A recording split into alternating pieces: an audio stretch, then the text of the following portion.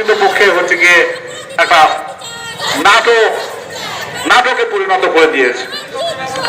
তাদের বন্ধ করতে হবে, এটাই আমাদের সুযোগ, এটাই আমাদের কামনা।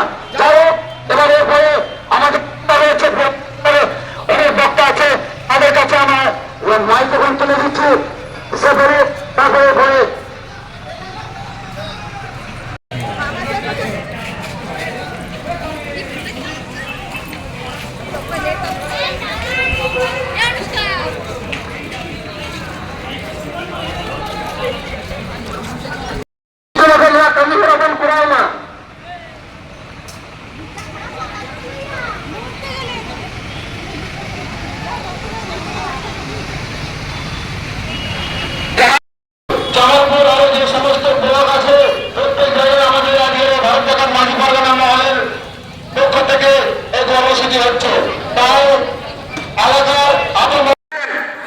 আমরা জানি আপনারা অন্যায়ের বিরুদ্ধে রুখে দাঁড়াবেন।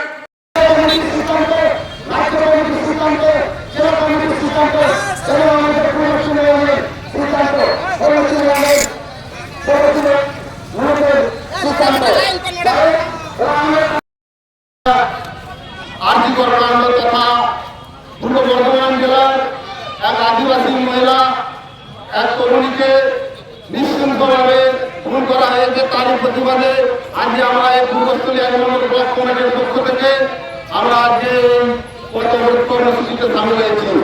আমরা প্রশাসনের কাছে জানতে চাই এবং এই রাজ্যের পুলিশ মন্ত্রীর কাছে জানান দিতে চাই যে আজকের এই স্বাধীন ভারতবর্ষে মহিলাদের উপরে এইভাবে অত্যাচার হচ্ছে এবং আজকে এই 14 তারিখে ঘটনা ঘটেছে। আজকে এই 20 তারিখ হওয়া পর্যন্ত এখনো কেন প্রিয়াঙ্কা হাসদার পুলিশের গ্রেপ্তার করা হয়নি, তারই জন্য আজকে আমাদের এই পথবরোধ কর্মসূচি।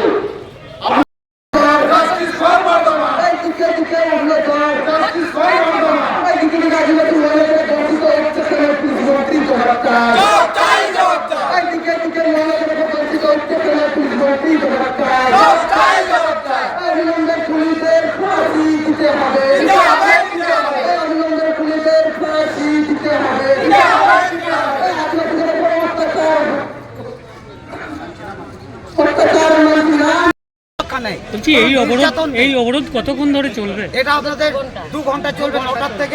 9টার 15 থেকে শুরু করে আজকের এই অনুষ্ঠান কর্মসূচি গোটা বাংলা ব্যাপী চলছে।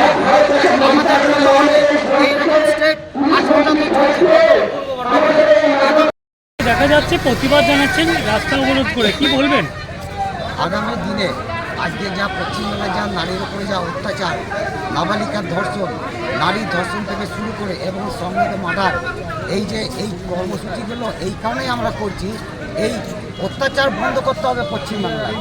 চারিদিকে দিকে যেই রকম চলছে, যেমন কলকাতায় যেমন আরজিকরে মৌমিতা দেবনাথ, সেই রকম একই প্রচেসে আজকে একই প্রচেসে শক্তিগড় থানার এলাকায় আমাদের একটি আদিবাসী মেয়ে, সে প্রিয়াঙ্কা হাসদা, উনি নার্স কাজ করতেন, বাড়ি এসছেন 12 তারিখে। 13 বাউন্ডারির বাড়ির থেকে তুলে নিয়ে নৃশংসভাবে তাকে অত্যাচার করে নৃশংসভাবে গলা টুটি কেটে তাকে খুন করে দেওয়া হয়।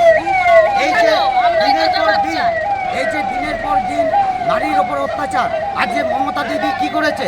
আজ মমতা দিদি আমাদের সরকার, তাকে আমরা স্বাগত জানাই তার পদক্ষেপের জন্য, কিন্তু তার পরিপ্রেক্ষিতে এগুলো কি করছে? এই যে